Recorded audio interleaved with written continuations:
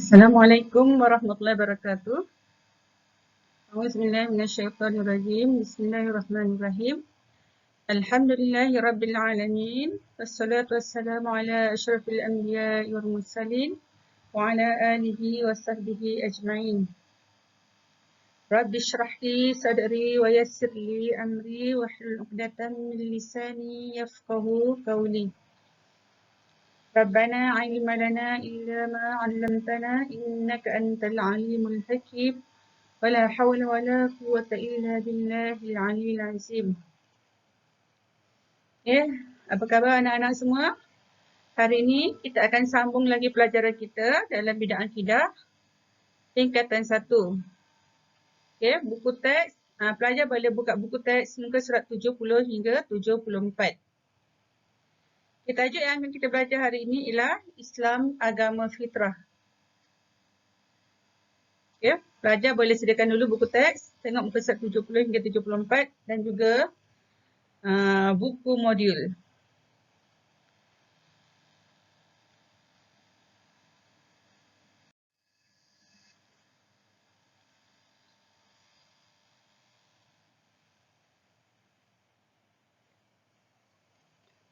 Kita tengok apa maksud Islam Agama Fitrah. Islam Agama Fitrah yang sesuai dengan naluri fitrah manusia. Naluri fitrah manusia adalah naluri beragama, yang mana setiap manusia ingin menyembah dan berdoa kepada Allah Subhanahu Wa Taala. Jadi agama Islam adalah sesuai dengan fitrah semula jadi manusia yang inginkan kepada sesuatu pengharapan ataupun sesuatu yang lebih tinggi daripadanya untuk dia berdoa dan juga memohon pertolongan. Oleh sebab itu, bayi yang baru lahir berada dalam keadaan fitrah. Itu mengakui kebenaran tauhid. Yang mana setiap bayi yang lahir ke dunia, sebelum dia lahir, dia telah ditanya oleh Allah Subhanahu Wa Taala masa dalam kandungan ibunya lagi, alastu bi rabbikum? Qalu bala syahidna. Yang mana mereka telah mengakui tentang kewujudan Allah Subhanahu Wa Taala, bahawa Allah Tuhan mereka semenjak mereka dalam perut ibu lagi, sebelum mereka lahir ke dunia.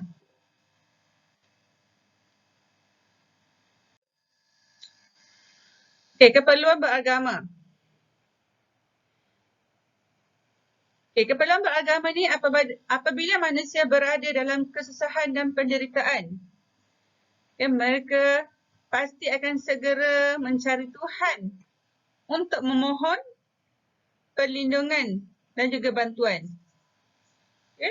Misalnya kalau kita ada masalah, kalau kita susah, kita akan bersegera mengingati Allah. Kita akan solat, kita akan mengadakan solat hajat, kita akan berzikir, kita akan berdoa kepada Allah untuk memohon perlindungan. Ini adalah fitrah manusia, sebab itulah kata Islam agama fitrah. Secara semula jadinya manusia ni, bila dia susah, bila dia dalam keadaan tertekan, bila dia ada masalah, dia akan segera mencari sesuatu untuk dia mengadu dan memohon pertolongan. Jadi manusia segera mengadu kepada Allah dengan mengadakan solat, berdoa, berzikir dan sebagainya. Seterusnya, Allah Subhanahu Wa Taala Tuhan yang sebenar. Allah Subhanahu Wa Taala Tuhan yang sebenar, Tuhan yang mencipta semua makhluk di alam ini dan mentadbir seluruh alam ini. Allah lah yang menjadikan matahari, bulan, bintang, manusia, haiwan, tumbuh-tumbuhan dan sebagainya. Dan Allah lah yang mentadbir semua ini. Allah yang mentadbir kejadian sendamalan, pergerakan cakrawala. Allah yang mentadbir seluruh alam ini. Selain daripada itu, makhluk-makhluk yang ada atas dunia ini adalah semuanya adalah ciptaan Allah Subhanahu Wa Taala dan tidak ada mempunyai kuasa ataupun tidak mempunyai sesuatu kuasa pun. Misalnya kalau kita kata berhala, pokok-pokok, tumbuh-tumbuhan. Ada orang yang pergi menyembah pokok. Sebenarnya pokok itu adalah makhluk Allah yang tidak ada mempunyai sesuatu kuasa pun selain daripada Allah Subhanahu Wa Taala. Jadi kita sebagai manusia hanyalah perlu memohon ataupun bergantung kepada Allah Subhanahu Wa Taala. Sebagai Tuhan kita untuk kita mohon perlindungan, Tuhan yang kita perlu sembah dan Tuhan yang kita perlu ibadat. Dan selain daripada itu, semua makhluk-makhluk atau dunia ni adalah ciptaan Allah. Tidak mempunyai apa-apa kuasa. Hanya Allah yang berkuasa. Mereka juga seperti manusia. Tidak ada kuasa. Okey, seterusnya Islam. Hanya Islam agama yang benar dan sesuai dengan fitrah manusia. Ya, Allah Subhanahu Wa Taala yang mencipta manusia. Ya, Allah telah menetapkan peraturan. Ya, yang sesuai dengan fitrah manusia. Ya, Allah yang telah menetapkan peraturan. Allah menentukan panduan yang perlu manusia patuhi. Ya, sebagai contohnya kita ambil yang pertama. Allah Subhanahu Wa Taala melarang berzina. Ya, Allah melarang berzina untuk menjaga keturunan. Tetapi Allah membenarkan perkahwinan. Okay, itu satu contoh peraturannya. Yang mana? Dalam Islam, Islam melarang berzina. Melarang pergaulan bebas lelaki dan perempuan. Tapi Allah menghalalkannya dengan cara perkahwinan. Okay, kenapa? Untuk menjaga nasab keturunan. Supaya nasab keturunan itu tidak rosak. Ya? Dia tak nak ada lahirnya anak luar nikah ataupun sebagainya. Okay, yang kedua. Contohnya, Allah SWT melarang minum arak. Kenapa Allah SWT melarang minum arak? Ya? Kerana arak itu memabukkan. Bila arak itu memabukkan, dia akan merosakkan akal fikiran manusia. Bila akal fikiran manusia tak waras, manusia mudah melakukan perkara-perkara yang dia tidak sedar. Ataupun boleh berlaku perkara-perkara yang membahayakan nyawa seperti mabuk yang menyebabkan dia kemalangan jalan raya atau sebagainya. Okay. So, kita tengok apa hikmah Allah melarang minum arak. Supaya tidak merosakkan akal fikiran manusia. Tetapi, Allah membenarkan kita minum banyak lagi minuman lain yang berkhasiat dan halal. Contohnya jus. Jus orange, jus apple dan pelbagai-bagai minuman lagi yang halal. Jadi, itu antara sebab larangan Allah kenapa kita dilarang minum arak. Allah tahu ianya tidak sesuai ataupun tidak baik untuk fitrah manusia. Okey, itulah salah satu contoh peraturan yang telah ditetapkan oleh Allah Subhanahu Wa Taala untuk manusia. Okey, yang seterusnya, Allah larang kita berjudi. Allah larang riba. Kenapa Allah larang berjudi? Allah larang berjudi kerana ia menindas ataupun boleh menyebabkan kemusnahan kepada manusia. Manusia boleh jadi papa ke dana dengan berjudi. Ataupun manusia boleh jadi papa ke dana kerana berjudi kerana duitnya habis digunakan untuk berjudi. Okay? Tapi Allah membenarkan kita berjual beli. Allah membenarkan kita bersedekah. Ya? Allah membenarkan kita berzakat. Allah membenarkan kita wakaf. Okay, yang seterusnya, Allah melarang juga kita riba. Tapi Allah menghalalkan kita berjual beli. Kenapa dengan riba?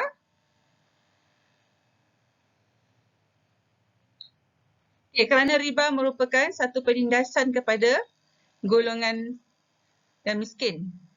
Okay, dengan riba, ia merupakan satu penindasan yang mana riba adalah satu unsur mengambil harta orang lain tanpa cara yang halal. Misalnya kalau kita pinjam duit 100, kita kena bayar 200. Itu adalah satu penindasan kepada golongan yang miskin. Okey, seterusnya. Kita tengok dalil nakli Islam agama fitrah. Firman Allah Subhanahu Wa Taala, A'udzubillahi minasyaitonirrajim. Bismillahirrahmanirrahim. Fa'akim wajhaka lid-dini hanifa fitratallahi allati fataran nasa 'alaiha la tabdila li khalqillah zalika ad-dinul qayyim walakinna aktsaran nasi la ya'lamun. Surah Ar-Rum ayat 30. Okey, maksudnya, maka hadapkanlah dirimu ke arah agama yang jauh dari kesesatan. Iaitu turutlah terus agama Allah Subhanahu Wa Taala, iaitu agama yang Allah menciptakan manusia dalam keadaan bersedia secara semula jadi untuk menerimanya. Tidaklah patut ada sebarang perubahan pada ciptaan Allah itu. Itulah agama yang lurus, tapi kebanyakan manusia tidak mengetahui.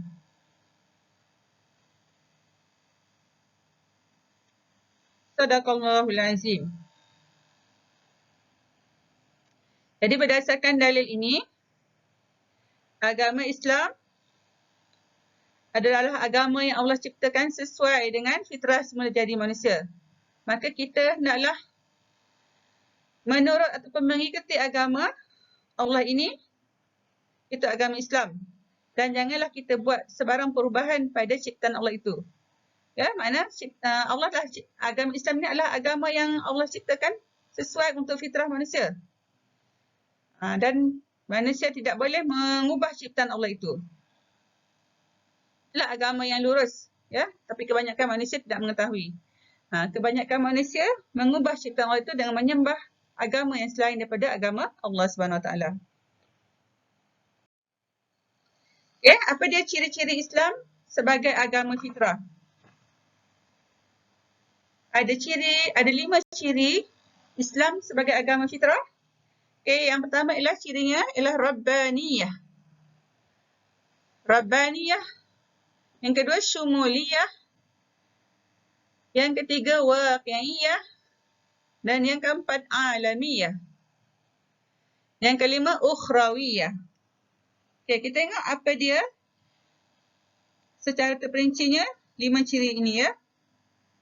Okay, Rabbaniyah. Apa yang dimaksudkan dengan Rabbaniyah ialah ketuhanan. Yang mana agama Islam adalah agama yang bersumberkan wahyu Allah Subhanahu Wa Taala. Iaitu daripada Al-Quran dan hadis. Yang dimaksudkan dengan ketuhanan di sini ialah bersumberkan wahyu Allah Subhanahu Wa Taala. Itu Allah yang menurunkan wahyu kepada Nabi Muhammad SAW untuk menjadi panduan hidup manusia. Okey. Yang kedua, ciri Islam sebagai agama fitrah ialah Syumuliyah. Apa yang dimaksudkan dengan Syumuliyah? Syumuliyah ialah lengkap. Ya, agama Islam lengkap memenuhi keperluan hidup. Ya, memenuhi keperluan hidup manusia. Agama Islam lengkap dari segi semua aspek kehidupan manusia. Dari segi ibadah, akhlak, muamalah, politik, ekonomi. Semua aspek kehidupan manusia adalah lengkap dalam agama Islam. Dan semua peraturan-peraturan, termasuklah muamalah, kegiatan kita seharian termasuk jual beli, makan, minum, tidur. Semuanya adalah telah ditetapkan ataupun mengikut peraturan-peraturan yang ditetapkan oleh Allah Subhanahu Wa Taala. Begitu juga dari segi keperluan lain, politik, ekonomi, ya, perundangan dan sebagainya. So, Al-Quran yang diturunkan oleh Allah Subhanahu Wa Taala kepada manusia adalah merupakan satu peraturan untuk menjadi panduan hidup manusia yang lengkap daripada zaman Nabi Muhammad SAW sampailah hari kiamat. Okay, jadi agama Islam agama yang lengkap dan memenuhi semua keperluan hidup manusia. Daripada sekecil-kecil perkara sehinggalah sebesar-besar perkara. Semuanya adalah mengikut syariat Islam. Okey, yang ketiga. Ciri Islam sebagai agama fitrah ialah waqi'iyah. Apa yang dimaksudkan waqi'iyah ialah realistik. Realistik ni ialah agama yang sesuai diamalkan di semua tempat dan sepanjang zaman. Maknanya dia realistik. Benda tu benar. Agama yang benar, ya. Macam mana cara solat. Kita boleh amalkan cara solat tu di semua tempat. Begitu juga puasa, zakat dan sebagainya. Dan agama ini sesuai juga untuk sepanjang zaman. Daripada zaman dahulu sampailah zaman sekarang dan sehinggalah ke akhir zaman, sehingga hari kiamat. Okay, yang seterusnya, alamiyah. Apa yang dimaksudkan dengan alamiyah? Itu sejagat ataupun kita kata sarwa jagat. Sedunia, seluruh alam. Okay, agama Islam ini sesuai diamalkan oleh semua bangsa dan budaya di semua tempat dalam dunia ini. Maksudnya semua bangsa Arab, bangsa Melayu, bangsa Cina, India, Pakistan dan bangsa-bangsa lainlah boleh mengamalkan agama Islam ni. Dan juga sesuai untuk semua budaya. Bukan kata Islam ni hanya sesuai untuk orang Arab sahaja. Okay? Itu yang dimaksudkan dengan alamiyah. Alamiyah ni daripada perkataan Arab, ya, bermaksudnya seluruh alam. Okay, jadi agama Islam sesuai diamalkan oleh semua bangsa dan budaya di seluruh alam ini. Okay, yang kelima, ukhrawiyah. Apa yang dimaksudkan dengan ukhrawiyah? Ukhrawiyah diambil daripada perkataan akhirat. Okay, agama Islam bukan sahaja mementingkan kesejahteraan jasmani, malah menjamin kesejahteraan rohani, ya, untuk manusia, untuk kebahagiaan manusia di dunia dan juga di akhirat. Okey. Jadi agama Islam kita amalkan atas dunia ni, ya, bukan sahaja untuk kebaikan di dunia, malah juga yang lebih kekal abadi ialah untuk akhirat. Yang mana kita boleh katakan ad-dunya mazra'atul akhirah. Dunia ini adalah tempat persediaan kita untuk ke akhirat.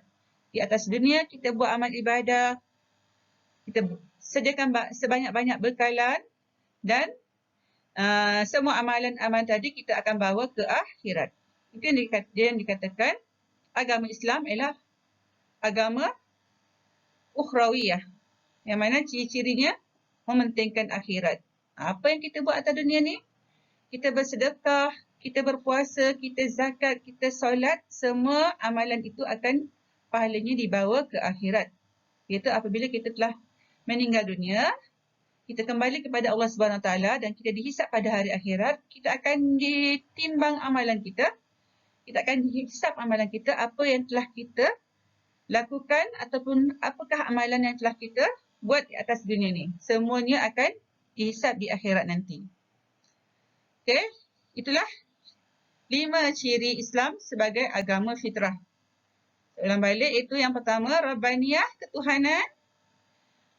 Yang mana kita, agama Islam, bersumberkan wahyu Allah Subhanahu Wa Taala, itu Al-Quran dan Hadis. Dan kita kena berpegang kepada kedua-duanya itu, Al-Quran dan Hadis. Yang mana Nabi telah tinggalkan kepada kita dua perkara ini, Al-Quran dan Hadis. Taraktu fikum amraini ma lam intamasaktum bihima dan tadillu abada. Selagi mana kamu tidak meninggalkan kedua-dua perkara ini, kamu tidak akan sesat selama-lamanya, itu Al-Quran dan Hadis. Dan agama yang ciri yang kedua itu syumuliyah, lengkap. Yang ketiga waqi'iyah, yang keempat alamiyah dan yang kelima ukhrawiyah. Jadi itu saja yang saya sampaikan hari ini. Para pelajar boleh rujuk kepada modul untuk buat latihan. Okey, modul muka surat 14, 15 dan juga muka surat 16. Okey, muka surat 14. Okey, kamu boleh salin nota dalam buku nota, dan muka surat 15 dan 16 sila jawab soalan latihan dalam modul ya, buat dalam modul. Okey, sekian, wabillahi taufiq wal hidayah. Assalamualaikum warahmatullahi wabarakatuh.